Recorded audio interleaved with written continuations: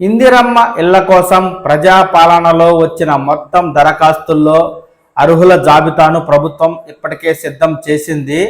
ఇళ్ల కోసం మొత్తం 77.18 లక్షల మంది దరఖాస్తు చేయగా వీరిలో 36.3 లక్షలు అంటే సుమారుగా 46.7% మంది అర్హులని ప్రభుత్వం గుర్తించింది. మిగతా 41.15 లక్షల మందిని అనర్హులుగా తేల్చారు. అనర్హులంతా దారిద్ర్య రేఖకు ఎగువన ఉన్నవారేనని నిర్ధారించారు. అర్హులు అనర్హుల వివరాలను గృహ నిర్మాణ శాఖ L1, L2, L3 జాబితాలుగా సిద్ధం చేసి పెట్టుకుంది. దీని ప్రకారమే ప్రతి ఆర్థిక సంవత్సరం నియోజకవర్గానికి 3,500 చొప్పున రాష్ట్రంలో ఏటా గరిష్టంగా మొత్తం 4,50,000 ఇళ్లను ప్రభుత్వం మంజూరు చేయనుంది.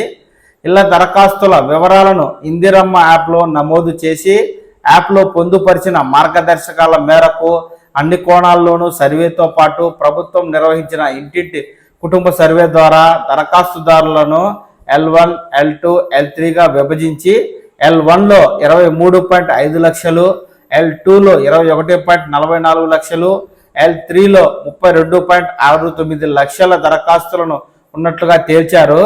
L1 జాబితాలో సొంత స్థలాలు ఉండి ఇల్లు లేని వారిని చేర్చగా సొంత స్థలంలో పూరిళ్ళు, మట్టి మిద్దెలు, రేకుల ఇల్లు ఉన్నవారిని కూడా ఇందులోనే చేర్చారు. ఇక L2 జాబితాలో స్థలాలు, ఇల్లు లేని వారిని చేర్చారు.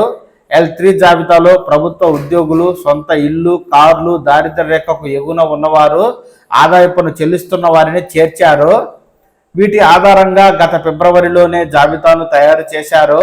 పలు ఫిర్యాదులు రావడంతో మరోసారి క్షేత్రస్థాయిలో పరిశీలన ద్వారా అనర్హుల జాబితాను ప్రభుత్వం రూపొందించింది. గ్రామాలు, అర్బన్ డెవలప్మెంట్ అథారిటీ, పురపాలికల వారీగా ఈ జాబితాను ప్రభుత్వం సిద్ధం చేసి ఉంచింది. దాని ప్రకారం L3లో 32.69 లక్షల మంది ఉన్నట్లు గృహ నిర్మాణ శాఖ గుర్తించింది. తాజాగా మరోసారి క్షేత్రస్థాయిలో విచారణ చేపట్టడంతో అనర్హుల సంఖ్య 41 లక్షలకు పెరిగింది. నిబంధనల ప్రకారం L3 జాబితాలో చేర్చిన వారంతా అనర్హులే. L1 జాబితాలో 18.67 లక్షల మంది, L2 జాబితాలో 17.36 లక్షల మంది అర్హులుగా తేల్చగా L2 జాబితాలో సొంత స్థలము కానీ లేని వారికి స్థలం ఇచ్చి ఆ మేరకు వారు ఇల్లు నిర్మించుకునేందుకు 5 లక్షల రూపాయలు ప్రభుత్వం ఇవ్వనుంది. ఇదే L2 జాబితాకు సంబంధించి సొంత స్థలం కూడా లేని వారికి ప్రస్తుతం ఆయా జిల్లాల్లో ఖాళీగా ఉన్న డబుల్ బెడ్రూమ్ ఇళ్లను కూడా పంపిణీ చేయనుంది. ఇక L1 కేటగిరీ జాబితాలో ఉన్న 18 లక్షల మందికి వారికి సొంత ఇల్లు నిర్మించుకునేందుకు స్థలం ఉంది కాబట్టి 5 లక్షల రూపాయల ఆర్థిక సహాయం ఇచ్చి వారు ఇల్లు నిర్మించుకునేందుకు సహాయపడనుంది.